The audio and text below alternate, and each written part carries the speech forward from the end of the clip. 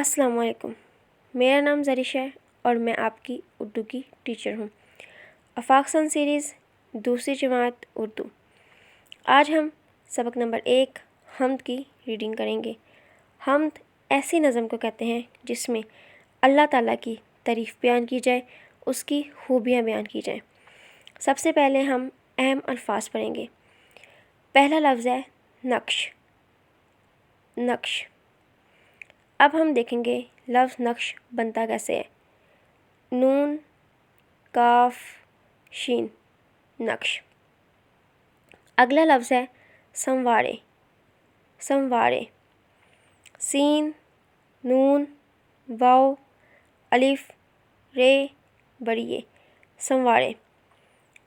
تیسرا لفظ ہے قدرت۔ قدرت۔ کاف، دال، رے، تے، قدرت۔ چوتھا لفظ ہے نظارے۔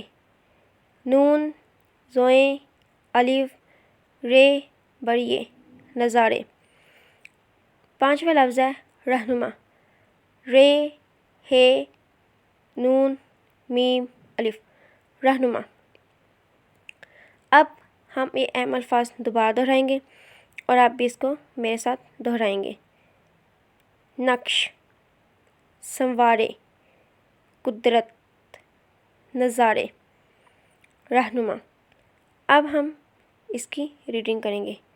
تو زمین آسمان کا مالک، ساری دنیا جہان کا مالک، میرے تن میری جان کا مالک، آسمان پر جو چاند تارے ہیں، تو نے یہ نقش سب سنوارے ہیں، تیری قدرت کے سب نظارے ہیں۔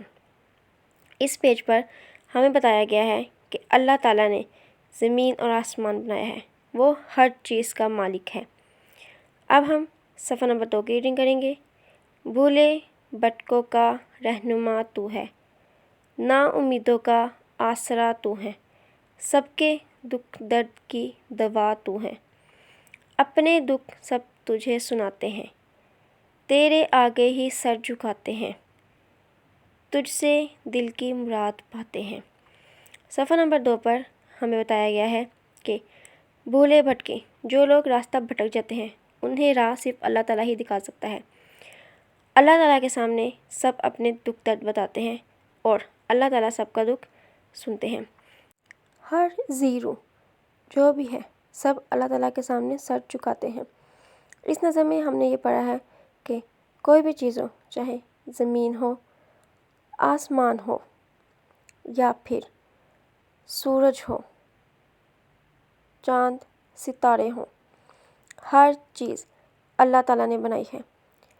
پھل ہیں تو وہ بھی اللہ تعالیٰ نے بنائے ہیں۔ اللہ تعالیٰ کے لیے کوئی بھی چیز تخلیق کرنا مشکل نہیں ہے۔ اللہ تعالیٰ سب سے بڑا خالق ہے۔ اللہ حافظ۔